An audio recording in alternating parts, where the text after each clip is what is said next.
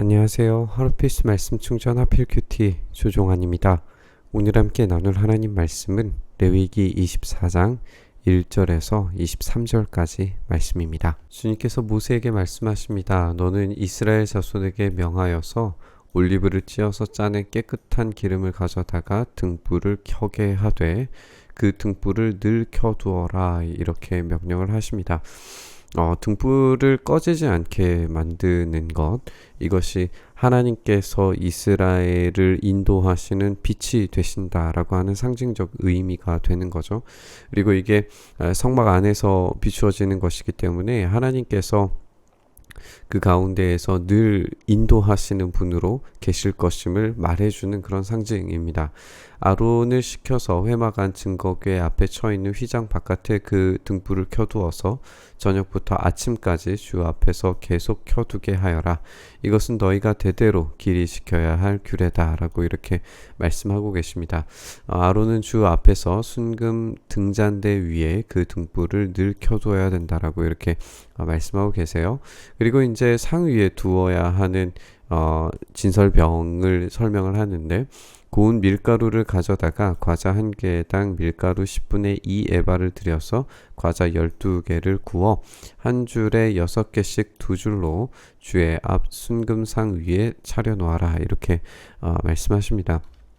그리고 각 줄에 하나씩 순전한 향을 얹어서 이 향이 과자 전부를 바치는 정성의 표시로 주님께 살라 바치는 제물이 되도록 만들라고 이렇게 명령하십니다.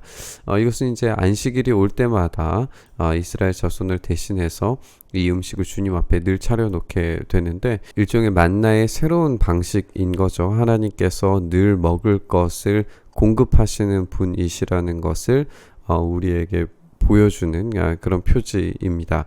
이것이 영원한 언약으로서 하나님께서 계속해서 먹을 것을 제공해 주시는 분으로 계실 것을 기대하게 됩니다. 이 제물은 아론과 그의 아들들의 몫이 되고 주님께 살라 바치는 제물 가운데서도 가장 거룩한 것인 만큼 그들은 이것을 거룩한 곳에서 먹어야 된다. 이것이 길이 지켜야 될 규례다라고 이렇게 명령을 하십니다.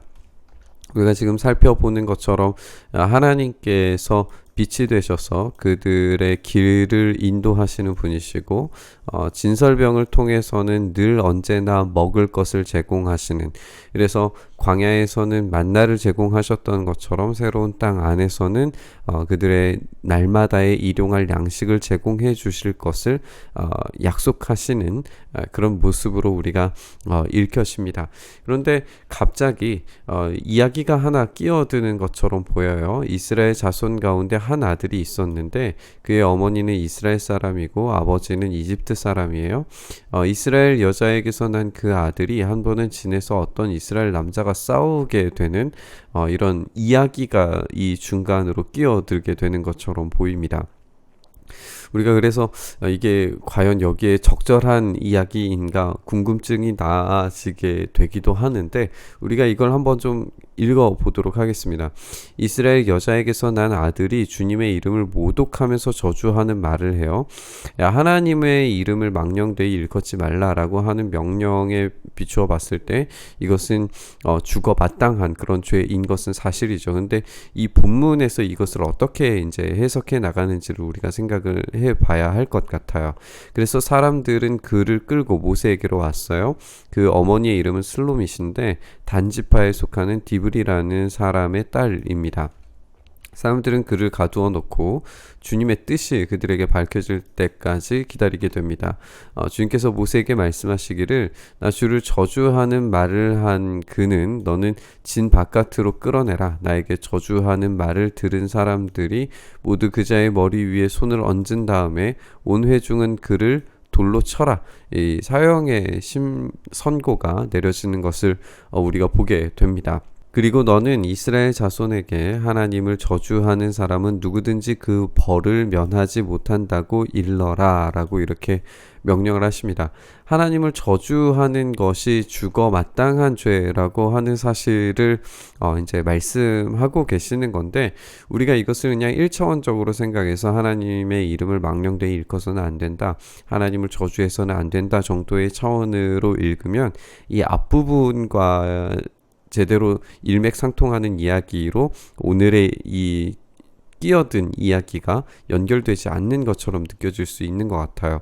물론 하나님의 이름을 망령되이 일컫는 것 자체가 사형을 당할 만한 중대한 범죄인 것은 사실이지만, 오늘 이 본문 가운데에서는 하나님께서 빛이 되시고 하나님께서 먹이시고 공급하시는 분이신데, 하나님의 채워주심을 거부하는 자에게 내려지는 결과가 무엇인지를 보여주는 것으로 읽어보면, 이 뒷부분에 나오는 명령들도 함께 엮어서 생각이 될 것 같습니다.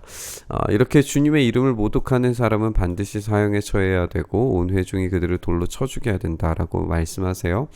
주의 이름을 모독하는 사람은 이스라엘 사람은 말할 것도 없고 외국 사람이라 하여도 절대로 살려두어서는 안 된다라고 이렇게 말씀하십니다.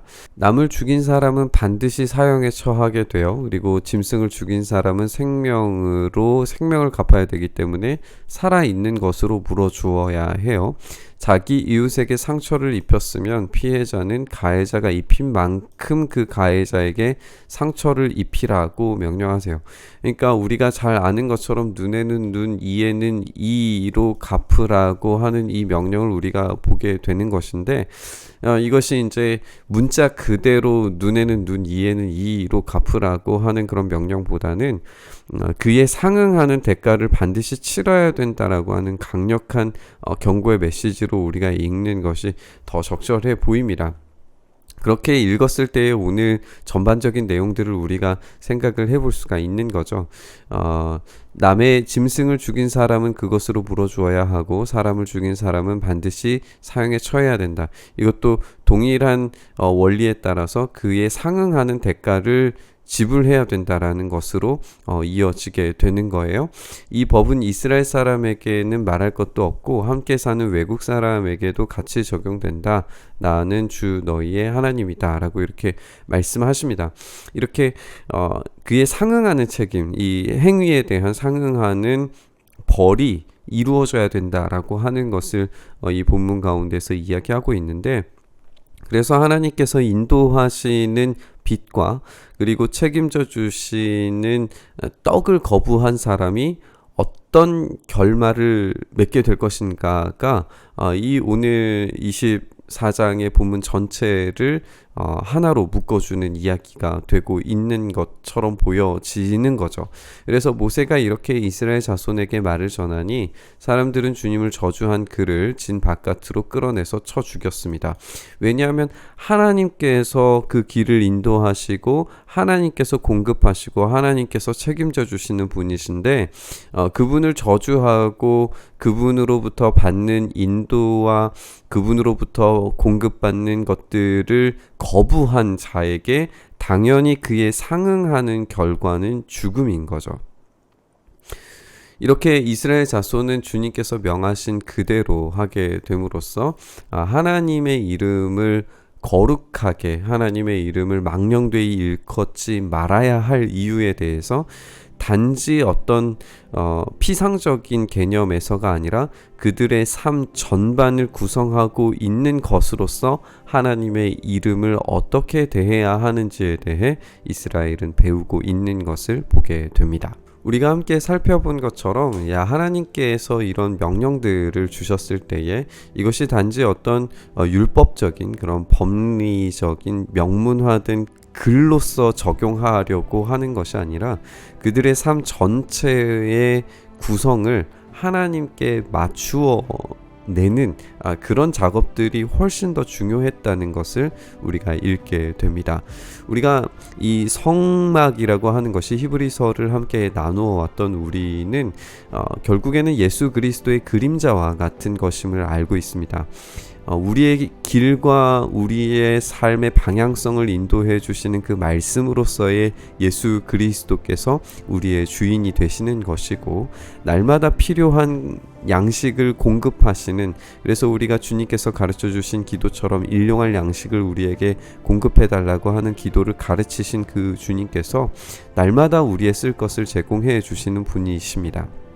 이렇게 예수님을 믿고 예수님을 따라 살아가는 것, 십자가를 따라 살아가는 것은 어떤 피상적이거나 개념적 차원에서 적용되는 이야기가 아니라 바로 오늘 우리의 삶을 구성하는 재료로서의 믿음이어야 됩니다.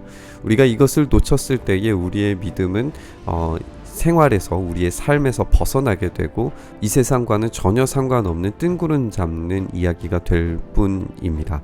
우리가 이 말씀을 함께 묵상하면서 정말 우리의 삶의 길을 인도하시는 분, 그리고 우리의 삶에 먹을 것과 쓸 것을 책임져 주시고 채워주시는 공급하시는 분이시라는 사실을 우리가 다시 한번 묵상하면서 오늘 우리의 삶의 길을 인도하시고 우리의 먹을 것과 쓸 것을 채워주시기를 바라고 소망하면서 이 말씀의 묵상의 자리로 함께 나아갔으면 좋겠습니다. 주님, 그렇습니다. 우리가 피상적 말씀으로 이 말씀을 대하고 적용하는 것이 아니라 바로 오늘 우리의 삶에 꼭 필요한 길들과 먹을 것과 쓸 것을 채워주시는 공급하시는 예수 그리스도의 십자가를 우리가 온전히 붙들기를 소망합니다. 그래서 오늘 하루의 삶이 주님께서 이끌어 가시는 대로, 주님께서 채워주시는 대로 온전히 살아갈 수 있도록 은혜 더하여 주시옵소서. 이렇게 우리의 삶 만져주시기를 간절히 소망하며 우리 주님 예수님 이름으로 기도드리옵나이다. 아멘.